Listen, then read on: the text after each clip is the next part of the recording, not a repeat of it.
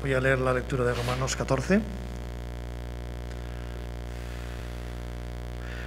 Recibid al débil en la fe, pero no para contender sobre opiniones, porque uno cree que se ha de comer de todo, otro, que es débil, come legumbres. El que come no menosprecia al que no come, y el que no come no juzgue al que come, porque Dios le ha recibido. ¿Tú quién eres que juzgas al criado ajeno? Para su propio Señor está en pie o cae, pero estará firme, porque poderoso es el Señor para hacerle estar firme. Uno hace diferencia entre día y día, otro juzga iguales todos los días. Cada uno esté plenamente convencido en su propia mente. El que hace caso del día, lo hace para el Señor, y el que no hace caso del día, para el Señor no lo hace. El que come, para el Señor come, porque da gracias a Dios. Y el que no come, para el Señor no come, y da gracias a Dios. Porque ninguno de nosotros vive para sí, y ninguno muere para sí. Pues si vivimos, para el Señor vivimos, y si morimos, para el Señor morimos. Así pues, sea que vivamos o que muramos, del Señor somos. Porque Cristo para esto murió y resucitó, y volvió a vivir, para ser Señor, así de los muertos como de los que viven. Pero tú, ¿por qué juzgas a tu hermano? O tú también, ¿por qué menosprecias a tu hermano? Porque todos compareceremos ante el tribunal de Cristo. Porque escrito está, vivo yo, dice el Señor, que ante mí se doblará toda rodilla y toda lengua confesará a Dios. De manera que cada uno de nosotros dará a Dios cuenta de sí. Así que ya no nos juzguemos más los unos a los otros, sino más bien decidir no poner tropiezo u ocasión de caer al hermano. Yo sé y confío en el Señor Jesús que nada es inmundo en sí mismo, mas para el que piensa que algo es inmundo, para él lo es. Pero si por causa de la comida tu hermano es contristado, ya no andas conforme al amor. No hagas que por la comida tuya se pierda aquel por quien Cristo murió. No sea pues vituperado vuestro bien, porque el reino de Dios no es comida ni bebida, sino justicia, paz y gozo en el Espíritu Santo. Porque el que en esto sirve a Cristo agrada a Dios y es aprobado por los hombres.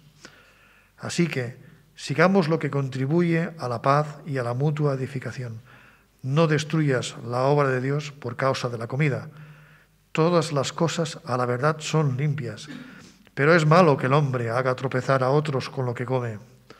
Bueno es no comer carne, ni beber vino, ni nada en que tu hermano tropiece, o se ofenda, o se debilite.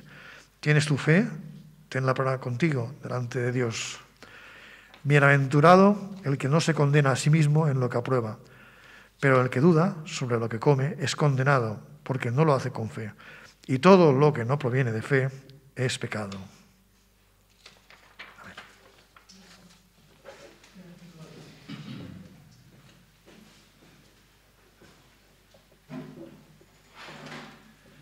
Amén. Pues vamos a orar para que el Señor nos ayude a recibir su palabra en esta mañana. Oh Padre, te damos gracias por tu palabra perfecta, inspirada por ti, infalible, inerrante. Esa espada como esa espada de doble filo que llega hasta lo más profundo de nuestro ser, discierne todas las cosas y no vuelve a ti vacía, sino que hace todo aquello para lo cual tú la envías. Señor, te rogamos que así sea en esta mañana, que tú sigas hablándonos, sigas redarguyéndonos, guiándonos a tu voluntad. Señor, bendice a Anselmo, dale discernimiento, tu paz, sabiduría, que pueda ser instrumento en tus manos para que tu palabra, Señor, sea efectiva en tu iglesia en esta mañana. Te lo pedimos y te damos gracias en el nombre de Jesús. Amén.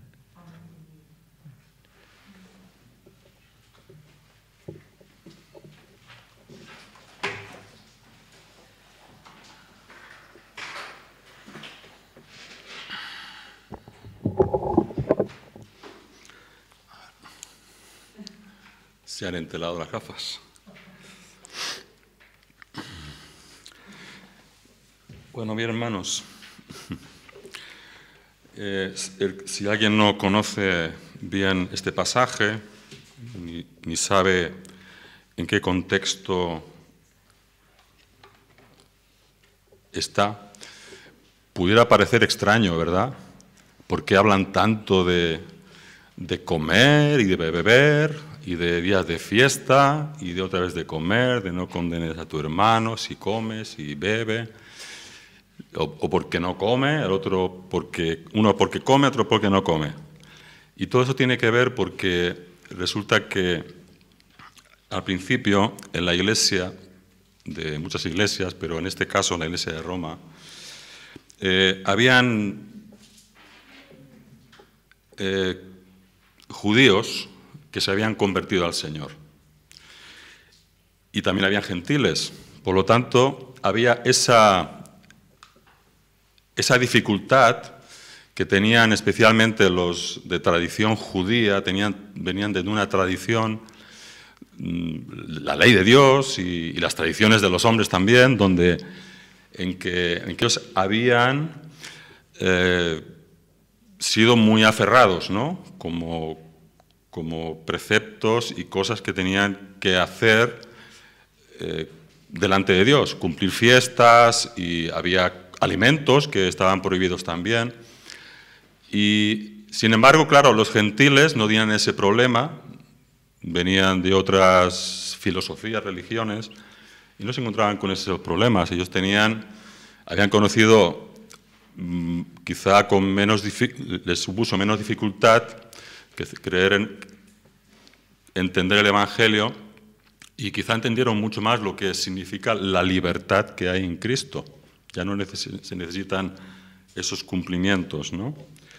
Entonces, es esa situación la que nos encontramos aquí. Por eso nos habla de aceptar, y quiero decir, hay unos principios que tenemos que coger de ahí. Es la palabra de Dios que es viva, y habla de aceptar al hermano que es débil en la fe, de no juzgar sus opiniones. Y ya tenemos que empezar a pensar en una forma general, ¿no? Es de lo que este estudio, enseñanza, que he preparado trata, ¿no? Y hemos visto que en esa lectura, que es el versículo del capítulo 14, había menosprecio de los gentiles hacia los judíos. Estaban juzgándose. Se habla ahí de la necesidad de que cada uno debe estar convencido en buena conciencia delante de Dios, de lo que él aprueba. Porque si lo hace para Dios, si agradece a Dios, pues está bien, incluso aun cuando podamos estar en el error o equivocados, ¿no? Se trata de una buena conciencia limpia delante de Dios. Nos habla de que cada uno dará al final cuenta de sí mismo. Por lo tanto, entre hermanos hay que tener cuidado de no ser tropiezo el uno al otro. Muchas veces puede ocurrir. Nos dice también que tenemos que contribuir a la paz y a la edificación mutua. Porque también nos advierte en ese pasaje que nosotros podemos destruir la obra de Dios en la vida de un hijo suyo. Pues quizás si salvo no se va a perder, ¿no? Pero se puede hacer mucho daño. Por lo tanto, cada uno debe estar convencido en su propia conciencia. Y esto era una introducción para ir al texto que vamos a analizar con más detalle, que es del capítulo siguiente. Y por cuanto es una carta, la carta del apóstol Pablo, él continúa con su argumento, ¿no? Y vamos a leer el capítulo 15, del 1 al 6. Capítulo 15, del 1 al 6. De Romanos, ¿sí? Del libro de los Romanos. Así que estamos diciendo que en ese contexto las diferencias que había entre judíos y gentiles estaba amenazando la unidad de la Iglesia, porque los débiles juzgaban a los fuertes por no hacer lo que ellos pensaban que había que hacer. Los fuertes en la fe menospreciaban a los débiles por estar haciendo cosas que realmente no eran necesarias. Así que esa es la situación la situación y de este tipo que pueden causar mucho daño en medio de la Iglesia entre hermanos, enemistades, divisiones, etc. Entonces, capítulo 15, versículo 1, vamos a leer del 1 al 6.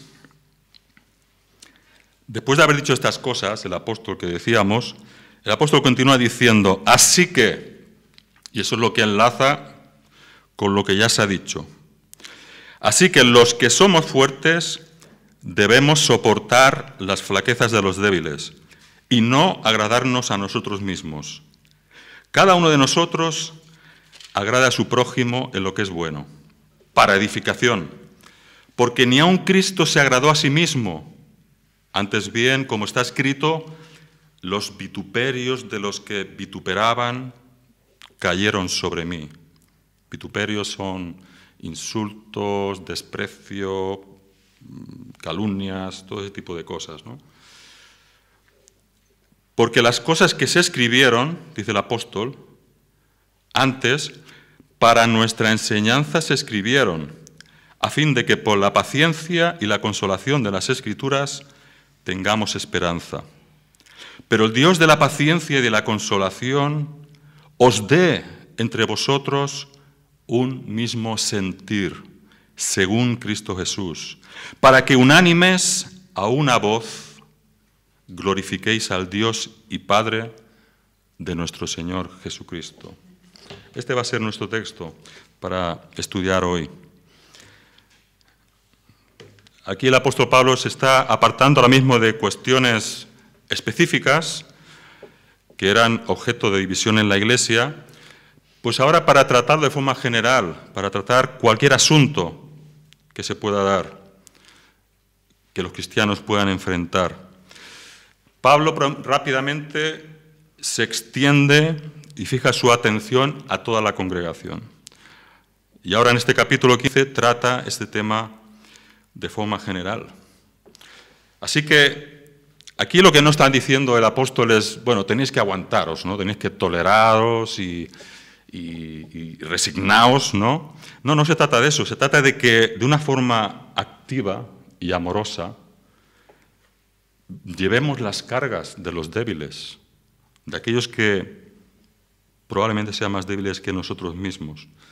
Ellos no pueden llevar algunas cargas, pero nosotros los fuertes, dice el apóstol, tenemos que poner nuestros hombros debajo. Y estaba pensando mucho en la imagen, una imagen que creo que nos muestra, nos ilustra esto bastante, ¿no? Los castellers.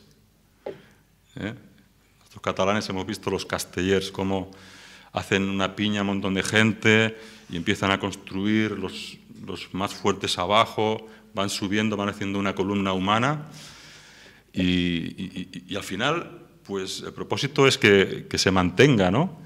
Y esa es una idea hermosa, ¿no? Al final el niño, la niña llega arriba, ¿no? Y creo que saca un pañuelo, ¿no? Creo que eso nos tiene que parecer lo que es el final de todo, y este pasaje dice que es dar la gloria a Dios, la gloria por el hecho de que la Iglesia está siendo efectivamente edificada, ¿no? Y ese es el propósito de esta palabra. El apóstol mismo se incluye, nosotros que somos fuertes, él sabe que es fuerte espiritualmente. Y el fuerte en la fe es aquel que sabe diferenciar los asuntos importantes de los asuntos simples o básicos o secundarios, ¿no? De la fe. Y esto es necesario para poder evitar causar problemas de conciencia entre los hermanos, ¿no? ¿Cómo podemos vivir nosotros en unidad y armonía? Así titulé el estudio o la prédica. Cuando hay tanta diversidad entre nosotros, ¿no? Cuando hay tantas diferencias, y de hecho esto va a ser siempre así.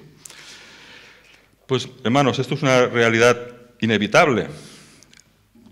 Nosotros tenemos que tener un mismo corazón para Dios, aunque no tengamos una misma mente.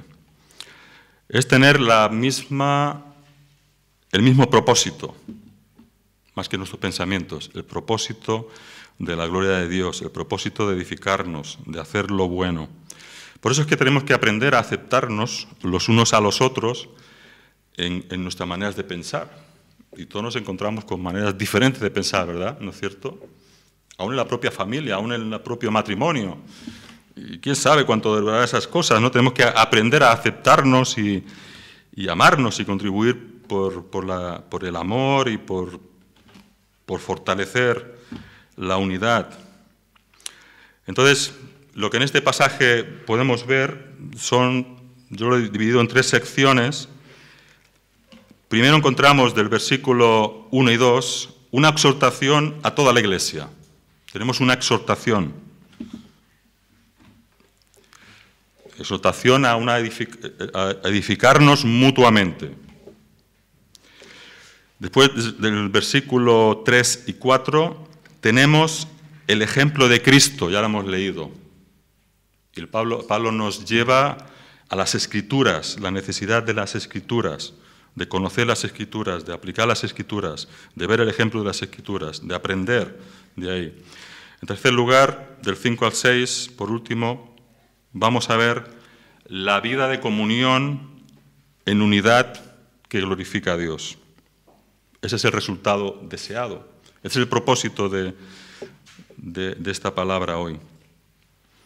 Así que los que somos fuertes, empezamos por esta exhortación del versículo 1 y 2, tenemos que soportar las flaquezas de los débiles. Y es bueno ver diferentes versiones. Por ejemplo, Reina Valera y muchos hablan de soportarnos, de aceptarnos, otras hablan de aceptarnos, aceptar como nuestras las debilidades de los menos fuertes. Y ahora sí, la Biblia de la Palabra dice que lo dice así: los que tenemos una fe bien formada, fijaos, debemos cargar con las debilidades de los que no la tienen todavía. Esto es así. Hay hermanos que todavía no tienen una fe bien formada. La traducción actual, traducción actual, dice que nosotros, lo dice de esta manera, nosotros los que sí sabemos lo que Dios quiere, más bien lo que tenemos que hacer es ayudar a los que todavía no tienen esa seguridad. Así que tenemos que animarnos, como dice 1 Tesalonicenses 5:14, lo dice así: exhortaros, hermanos, amonestando a los indisciplinados, es parte de la edificación, pero dice: animad a los desalentados, sostened a los débiles, sed pacientes con todos. Aquí nos habla de abnegación, de negarnos a nosotros mismos. Como lo dice, nosotros no debemos agradarnos a nosotros mismos. Tiene esa idea, ¿no? Esa responsabilidad que tenemos los fuertes por ser espirituales, como dice la palabra, poder ayudar a los hermanos a llevar sus cargas, fortalecernos, ayudarnos los unos a los otros y así cumplir la ley de Cristo. Esta es la exhortación, no darnos a nosotros mismos. Tenemos que buscar siempre el bienestar del hermano.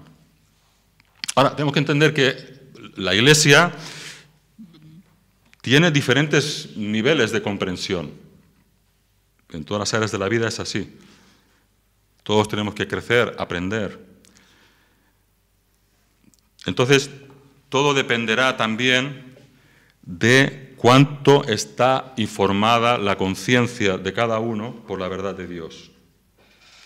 Y es por eso, precisamente, es tan importante la conciencia. Y tenemos que respetarnos y cuidarnos, nuestras palabras, nuestras respuestas, aunque no estemos de acuerdo con el hermano, porque quizá él lo que está haciendo, aunque para nosotros no sea lo correcto, lo está haciendo para Dios. Ahora, eso no quiere decir que no tengamos que ayudarlo a ver las cosas, pero siempre en amor, siempre por la edificación. Siempre tenemos que tratar de agradar al hermano. Y eso no significa que no tengamos que agradarnos a nosotros mismos, ¿verdad? La palabra nos dice que tenemos, uno de los mandamientos, amar a Dios, pero al prójimo como a nosotros mismos. Estamos diciendo aquí que no tenemos que tener amor por nosotros mismos. En un sentido sí, en ese sentido sí. Pero agradar, ¿qué significa agradar a la gente? No es agradar al hermano sin más.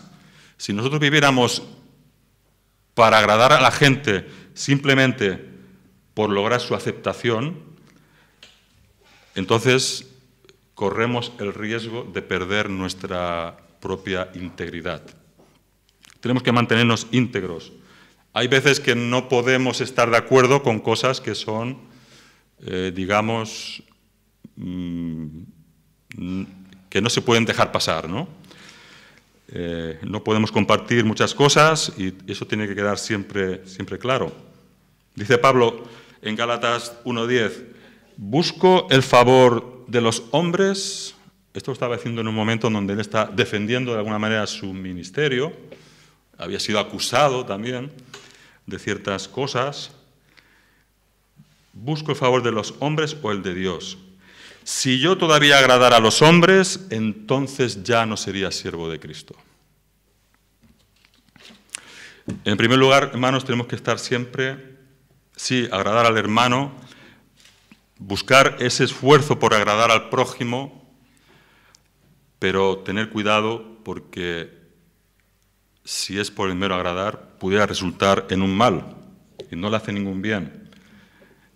A veces tenemos propósitos, o se tienen propósitos egoístas, ¿no?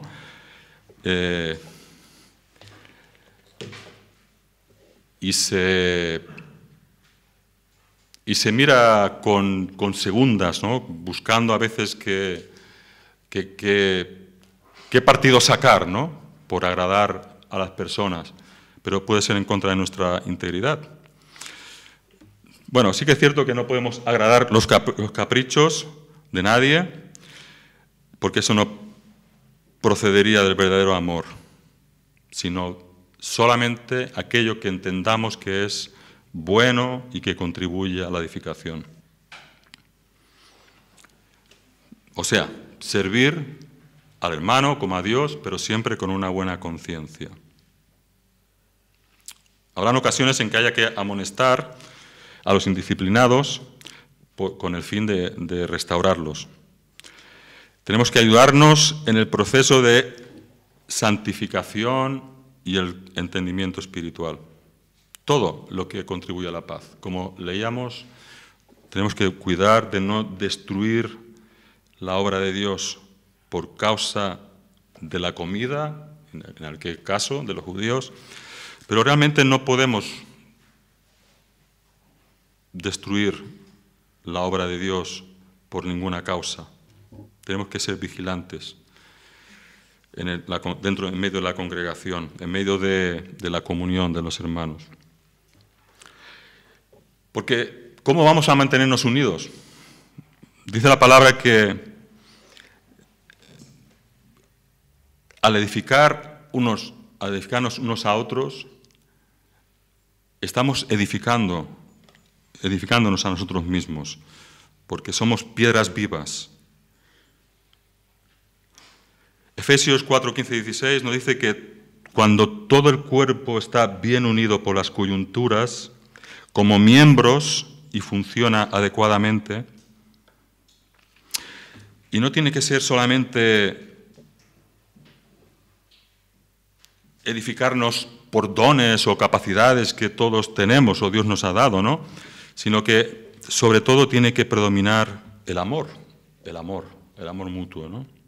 Esto me recuerda cuando Pablo habla en 1 Corintios 13 o 12, nunca me acuerdo, cuando habla del amor, ¿no? Debe predominar el amor por encima de todo. Entonces, tras esta exhortación, ese era el primer punto, dice Pablo continúa con el ejemplo de Cristo y las Escrituras. Es lo que leemos en los versículos 3 y 4. Viene diciendo que cada uno de nosotros agrade a su prójimo, el 2, en lo que es bueno para edificación, nos da la razón, porque ni aun Cristo se agradó a sí mismo, antes bien, como está escrito, los vituperios de los que te vituperaban cayeron sobre mí. Porque las cosas que se escribieron antes, para nuestra enseñanza se escribieron, a fin de que por la paciencia y la consolación de las Escrituras tengamos esperanza. Y vamos a ver por qué. ¿Qué tiene que ver la paciencia, la consolación con todo esto? Hermanos, Cristo no se agradó a sí mismo. Él se hizo siervo. Antes bien, como está escrito, los vituperios, los reproches, la desaprobación, la censura, los insultos, todos fueron hechos contra él. Pero Cristo no buscó su propia complacencia. Así que nadie mejor que Cristo, Él es nuestro mejor ejemplo de abnegación, de renuncia, de desinterés por sí mismo, porque Él entendía este mundo de pecadores, ¿verdad? Haya en vosotros, dice Filipenses 2:5, esta actitud o este sentir que hubo también en Cristo Jesús. Él, siendo en forma de Dios, se hizo siervo y se humilló hasta la muerte y muerte de cruz. Cristo se hizo pobre por nosotros, para que nosotros seamos ricos. El justo padeció con los injustos. Así que nos habla de Cristo, nos habla del testimonio de la palabra de Dios, de las Escrituras, y el Antiguo Testamento es la palabra de Dios también. Continúa desempeñando un papel central para ayudar a los creyentes a entender, a conocer la historia de la salvación y también a poder reconocer cuáles son sus responsabilidades como pueblo de Dios, como hijo de Dios. El Antiguo Testamento tiene un permanente valor para el pensamiento y de la vida del cristiano. Y en primer lugar, como el apóstol dice, se escribió, o las Escrituras son, para que nosotros pudiéramos ser alentados, animados, para que podamos perseverar en esperanza. Y Pablo, sin ninguna duda, aquí tiene que estar pensando en todos aquellos santos y fieles hombres y mujeres, ¿no?, que en el pasado se mantuvieron firmes en medio de mucho dolor o persecución, incluso de apostasía. Como tenemos también, por ejemplo, en Hebreos, ¿no?, la llamada Galería de la Fe, de todos aquellos hombres de la fe. Así que todas las Escrituras tienen una importancia para nuestro ánimo,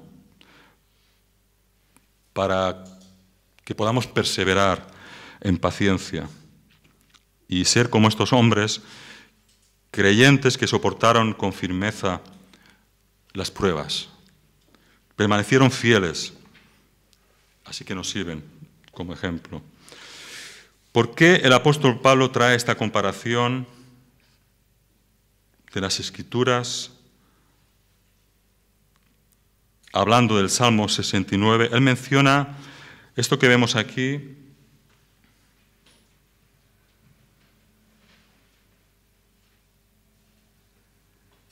versículo 3, Cristo nos agradó a sí mismo, como está escrito, dice, los vituperios de los que te vituperaban cayeron sobre mí. Este versículo viene del Salmo 69. Y ahí tenemos el ejemplo de David, pasando pruebas, dificultades por su amor, por su pasión, por la obra de Dios. Y a la vez, este es un capítulo de los que contienen más claramente las profecías de Cristo, ¿no? Y es el que menciona aquí Pablo. Hermanos, el Salmo 69 es un salmo, aunque es un salmo individual de David, él habla de sí mismo. Quisiera buscar para ver algunas cosas.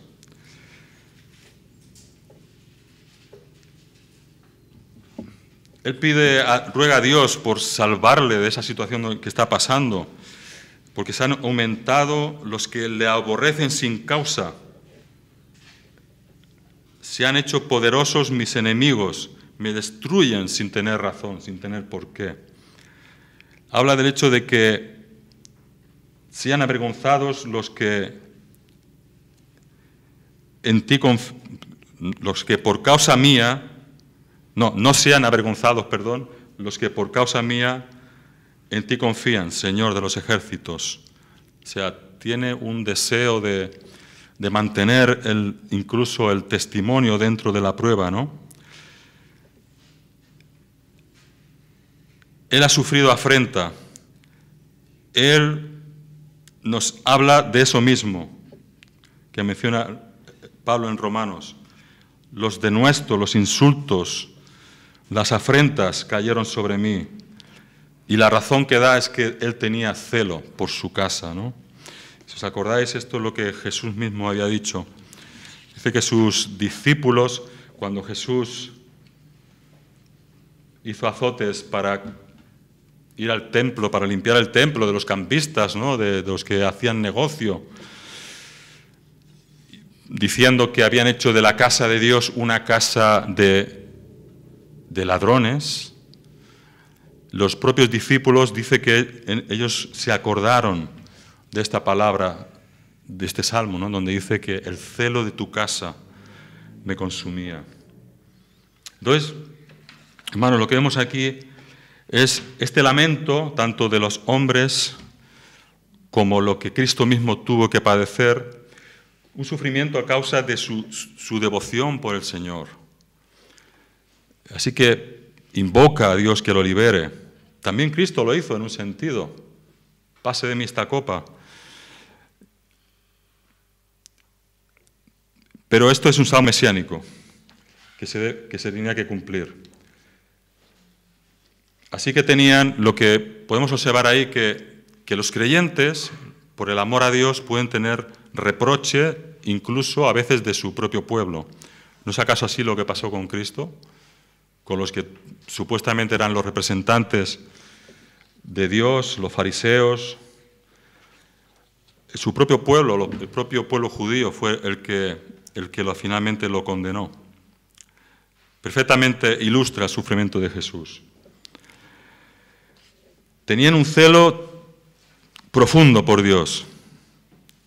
Y ese celo por Dios, y esto, hermanos, es algo que puede ocurre, y ha ocurrido siempre, incluso en la historia, el celo por Dios va a ser muchas veces causa del oprobio, del insulto, del odio de los impíos, de los enemigos, pero incluso a veces de amigos y familiares, o hermanos en algunos casos. Me consumió el celo por tu causa. David tenía celo por su casa. El pueblo de Dios realmente que ama a Dios tiene celo por Dios, tiene celos por la obra de Dios, por obedecer, por agradar a Dios. Ese es el celo. Y nada puede concebirse más angustioso que el sufrimiento, ese sufrimiento tan extraño que uno recibe, ¿no? Muchas veces, e inexplicable, cuando se trata de tener lealtad a Dios, celos por su honor. Spurgeon, hablando de de esto que estamos diciendo, dice lo siguiente. El celo por Dios es tan poco entendido por los hombres del mundo que siempre atraen oposición sobre los que son inspirados por Él. Siempre están seguros de ser acusados de motivaciones dudosas o de hipocresía, incluso juzgados sin razón. Cuando el celo nos devora, también los impíos procuran devorarnos. Y así fue el caso de nuestro Señor, porque su santo celo fue preeminente. Su celo por Dios, por el Padre, por su obra, por cumplir su ministerio, por consumar la salvación de los hombres, eso estuvo por encima de todo. Entonces, este versículo nos habla de los sufrimientos de Cristo, de su obediencia al Padre por nosotros. Él decidió cargar sobre sí mismo toda la ira de Dios y todo el odio de la humanidad. No por otro motivo, el Señor dice a sus discípulos y nos dice a nosotros que así como Él fue perseguido, nos perseguirán. Nos injuriarán, nos dirán toda clase de males. Pero bienaventurados sois, felices, porque vuestros nombres están escritos en los cielos. Entonces, hermanos, si Cristo estuvo dispuesto a entregar o a tomar sobre sí mismo el sufrimiento de los demás, de nuestros propios insultos, de nuestros propios pecados, ¿no deberíamos nosotros estar dispuestos a sacrificar también nuestras opiniones o nuestras maneras de ver las cosas? Por eso es que no podemos pagar mal por mal. Y este es el fin del ejemplo de las Escrituras. El apóstol Pablo nos habla de la importancia que tienen las Escrituras para nuestro ánimo, para nuestro aliento, para nuestro consuelo. A fin de que por la paciencia y la consolación de las Escrituras tengamos esperanza. Todas estas cosas que estamos diciendo, aunque son a veces desagradables, soportar, ¿no?, prueba, sufrimiento, las Escrituras nos ayudan con el testimonio de hermanos, nos ayudan a tener aliento, a poder perseverar.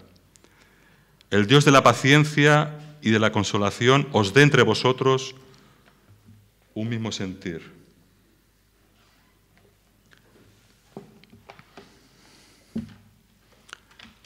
Hermanos, este versículo es fácil de entender, diría yo.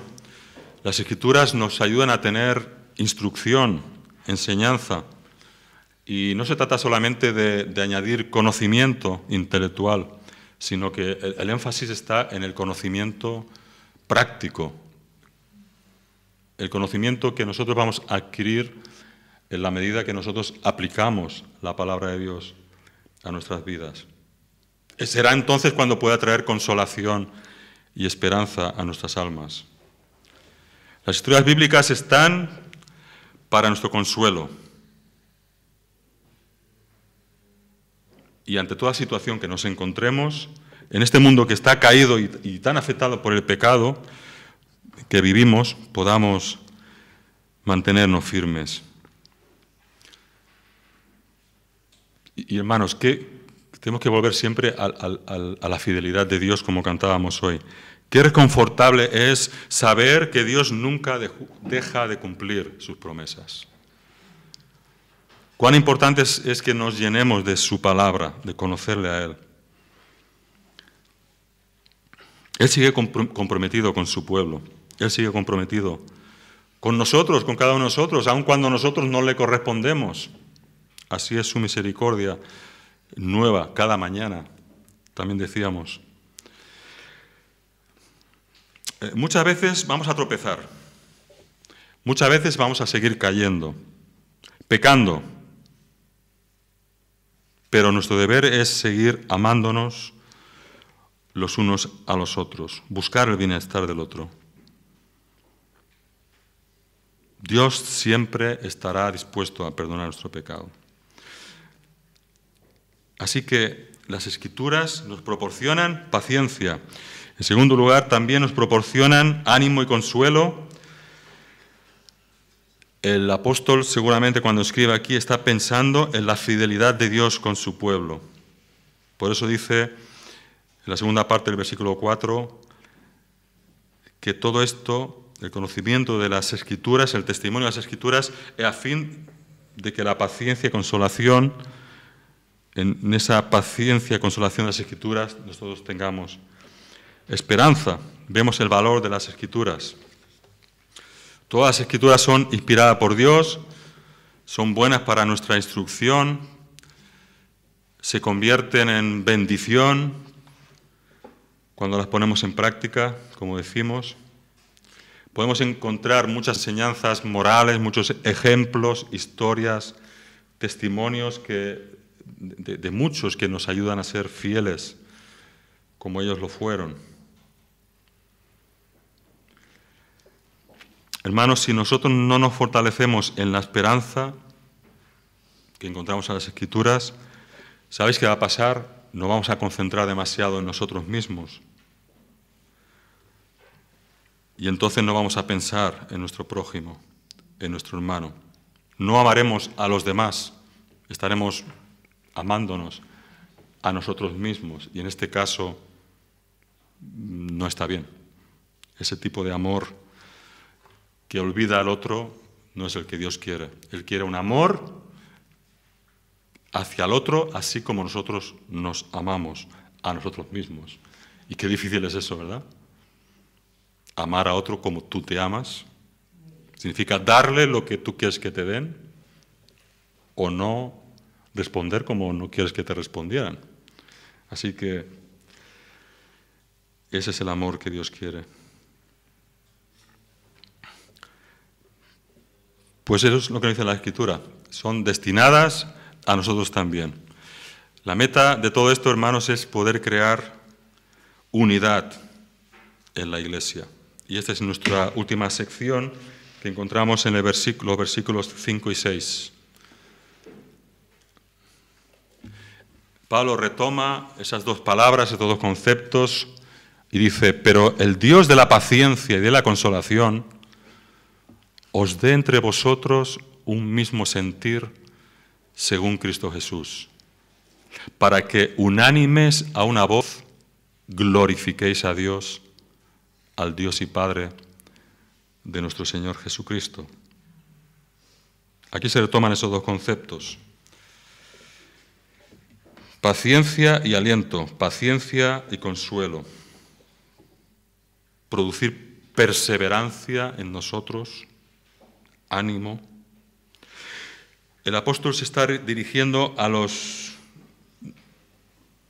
receptores romanos de esta carta, pero también a todos aquellos que leerían la carta a través de la historia, y lo está haciendo con nosotros de nuevo hoy. Él está haciendo aquí una solemne oración. Lo hace porque él tiene un deseo en su corazón de que así sea, que podamos glorificar juntos en unanimidad a Dios. Un fuerte deseo de que por las Escrituras, por la devoción a la palabra de Dios, podamos recibir estas bendiciones, paciencia, consuelo, que es lo que nos dará finalmente una armonía, es lo que nos ayudará a crear unidad en la Iglesia.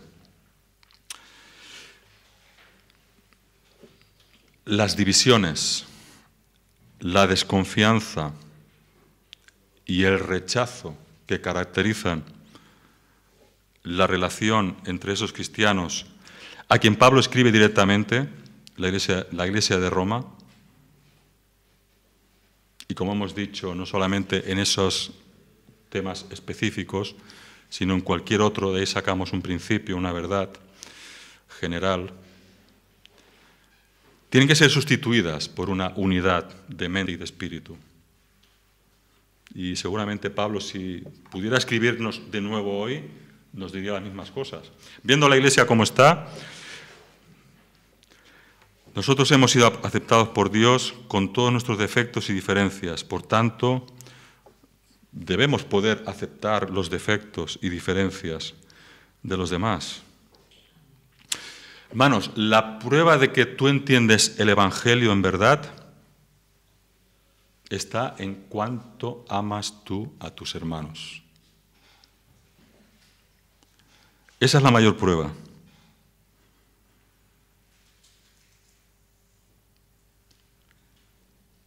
Si Dios nos ha recibido a nosotros, ¿nos vamos a alejar nosotros de los miembros de la Iglesia?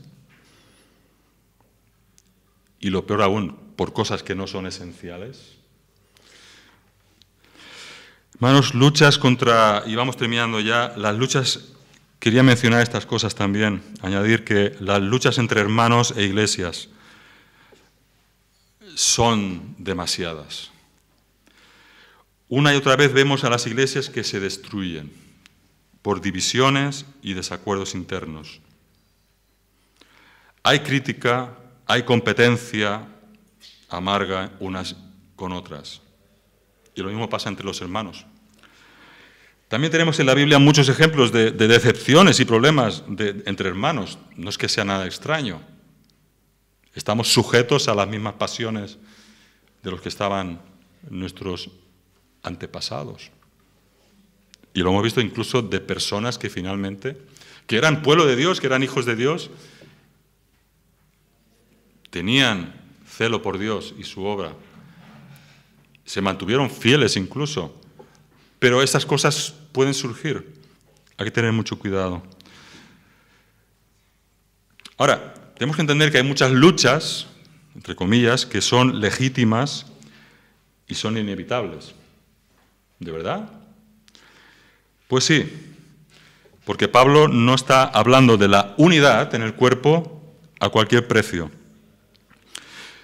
Solamente puede haber unidad cristiana donde se crean y se vivan los puntos que son esenciales del Evangelio, de la fe, de lo que significa ser cristiano en verdad. Sin embargo, aquellas tensiones por causa no esenciales, aquellas tensiones por cosas insignificantes, cosas que en verdad son tonterías, no importan, desfiguran el cuerpo de Cristo, estropean nuestro testimonio como iglesia, así como estropean nuestro propio testimonio personal, apagan finalmente la alabanza genuina que Dios merece. Y todo por luchas o diferencias que no son legítimas. Ya decimos, hay discusiones, hay cosas que entran dentro de nuestra relación y pueden servir para nuestro bien, para nuestra edificación finalmente, para nuestra enseñanza.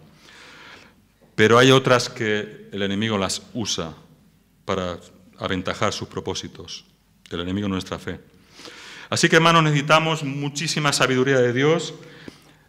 En realidad, el apóstol Pablo lo que nos está intentando decir aquí no es que no discutamos nunca. De hecho, la discusión en el buen sentido de la palabra no está mal. Necesitamos discutir las cosas. Hay mucho que aprender el uno del otro. Hay mucho que corregirnos, ¿no? Tenemos muchos diferentes puntos de vista. Y si nosotros contrastamos, discutimos de forma correcta, pues resultará finalmente en aprendizaje, en madurez, en fortaleza de nuestra fe. ¿Qué importa cuando viene un hermano y tiene una doctrina diferente, de verdad, o un pensamiento diferente, realmente no tiene importancia? Él está buscando agradar a Dios, Dios lo ha traído a su iglesia, tendrá que aprender, ¿no? Como todos. Por eso necesitamos mucha sabiduría. Dios no está descontento necesariamente cuando tenemos diferentes perspectivas dentro de la iglesia, y sé que la tenemos, y nos amamos, o hemos aprendido a cubrirnos, a sobrellevar las cargas los unos de los otros, ¿verdad? Porque cuando nos expresamos con honestidad en un sereno diálogo, el intercambio de argumentos puede ser muy beneficioso, nos puede traer mucha enseñanza. Muchas veces con Joan Miquel lo hablamos, a lo largo de la historia de nuestra Iglesia hemos aprendido muchísimo de cada hermano que ha entrado. Y probablemente entraron con una opinión diferente. Pero hemos aprendido, porque no lo sabemos todo.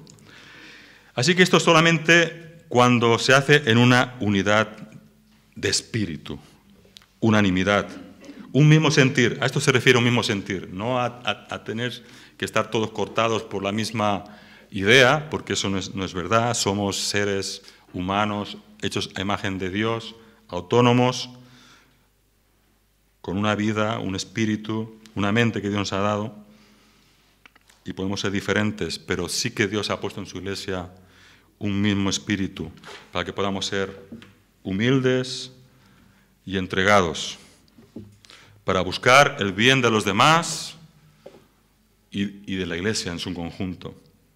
Así que, hermanos, definitivamente y finalmente, los desacuerdos pueden fortalecer mucho más que debilitarnos. Podemos aprender. Siempre vamos a tener diferencias o diversidad de entendimiento, de comprensión, diferente madurez, pero lo que es cierto es que a veces es difícil diferenciar algunas cosas. Y os voy para acabar con algo más positivo, digamos, quiero acabar con una buena regla que nos puede servir para no equivocarnos. Y es la siguiente, es algo que dice John Stott, hablando de las diferencias. Dice, escucha, los conceptos sobre los que las Escrituras hablan claramente son esenciales. Son esenciales. No pueden variar. Y aquellos conceptos a los que los cristianos bien intencionados llegan a conclusiones diferentes se han de considerar no esenciales. Si hay diferencia, no son esenciales, por norma general. También hay una línea fina ahí. Por lo tanto, las cosas no esenciales no son nunca motivo de desunión o de separación. Cuando nos recibimos como hermanos en Cristo, aún en las diferencias no esenciales, Dios es glorificado. Así acaba nuestro pasaje. Para que unánimes a una voz glorifiquéis al Dios y Padre de nuestro Señor Jesucristo. San Agustín dijo algo que lo usan, todo el mundo lo usa, incluso los no cristianos. Dice que en lo esencial, unidad. En lo dudoso u opinable, libertad. Pero en todo, caridad. Siempre el amor como fundamento. Así que, hermanos, no es necesario que los cristianos piensen lo mismo sobre un asunto, pero sí que es necesario que en la vida de los hijos de Dios, el amor de Cristo sea reflejado en ellos conforme a la voluntad de Dios reflejada en nuestro texto. Solamente así podemos tener una comunión santa y agradable, poderosa, en el cuerpo de Cristo, la Iglesia. Este es el propósito final de todo. La gloria de Dios, que con una sola mente y una sola voz le demos gloria, alabanza, honra y gratitud al Dios de nuestro Padre Jesucristo. Somos miembros de la familia de Dios, hermanos de sangre, sí, de la sangre de Cristo, que fue derramada por nosotros. Y nosotros tenemos que preservar esa unidad. No crearla, Cristo la ha creado, sino preservarla. Cristo la ha hecho posible. Así que, hermanos, sobrellevemos las debilidades, a veces ofensivas, equivocaciones en algunos casos, o no. A veces hay situaciones de enfado, uno se calienta, a veces una situación no perdonada, amargura. Incluso ahí tenemos que perdonar a nuestro hermano y buscar reconciliación. Que Dios nos ayude, por tanto, a ser animados, consolados por las Escrituras. Necesitamos llenar nuestra mente de su palabra, de los ejemplos bíblicos. No olvidar a nuestro Señor Jesucristo como nuestro mayor ejemplo y buscar nuestra unidad, que eso lo hace Dios cuando nos ponemos en sus manos. Él cumple sus promesas para que glorifiquemos juntos a Dios. Amén.